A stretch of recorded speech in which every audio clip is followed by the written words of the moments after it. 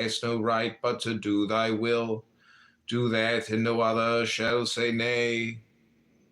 Thou seest, O my son, that all conscious opposition to thy will, whether in ignorance or by obstinacy, or through fear of others, may in the end endanger even thy true self and bring thy star into disaster. And this is the true key to dreams. See that thou be diligent in its use, and unlock therewith the secret chambers of thine heart. Okay, so I'm clipping this all for like 5 minutes. Then I'm just going to go on and then hit the 5-minute button again. De via per imperium, concerning thy traveling in the body of light, or astral journeys and visions so called, do thou lay this wisdom to thine heart.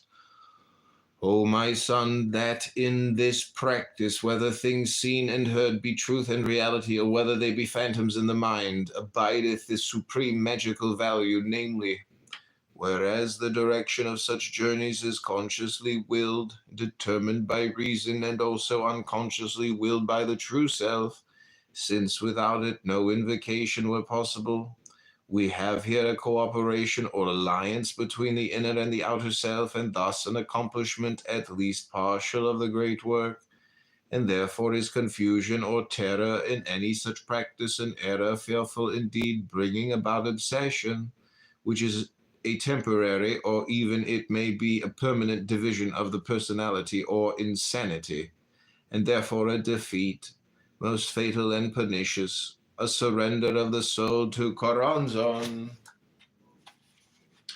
De cultu. Now, O my son, that thou mayst be well guarded against thy ghostly enemies, do thou work constantly by the means prescribed in our holy books.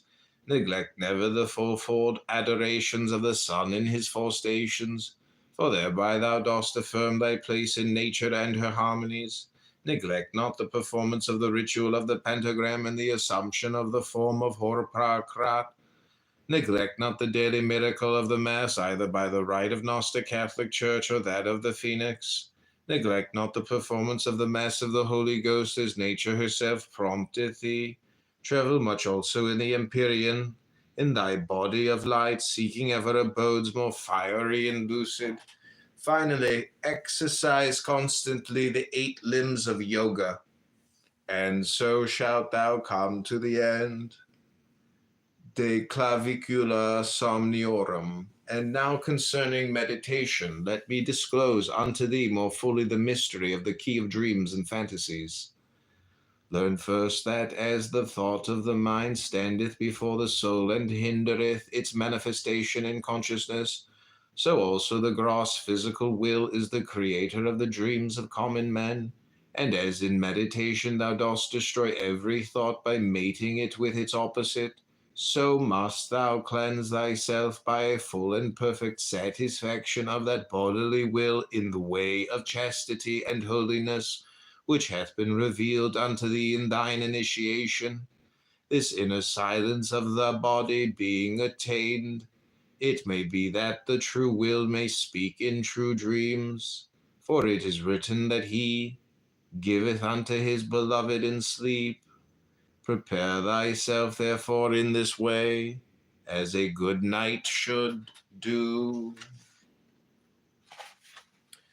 De somno lucido. Now know this also, that at the end of that secret way lieth a garden, wherein is a rest house prepared for thee.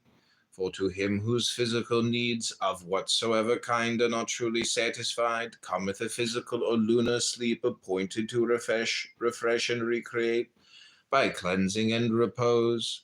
But on him that is bodily pure the Lord bestoweth a solar or lucid sleep, wherein move images of pure light fashioned by the true will, and this is called by the Kabbalists the sleep of Shiloam, the sleep of Shiloh.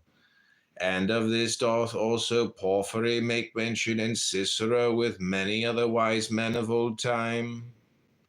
Compare, O my son, with this doctrine that which was taught thee in the sanctuary of the Gnosis concerning the death of the righteous.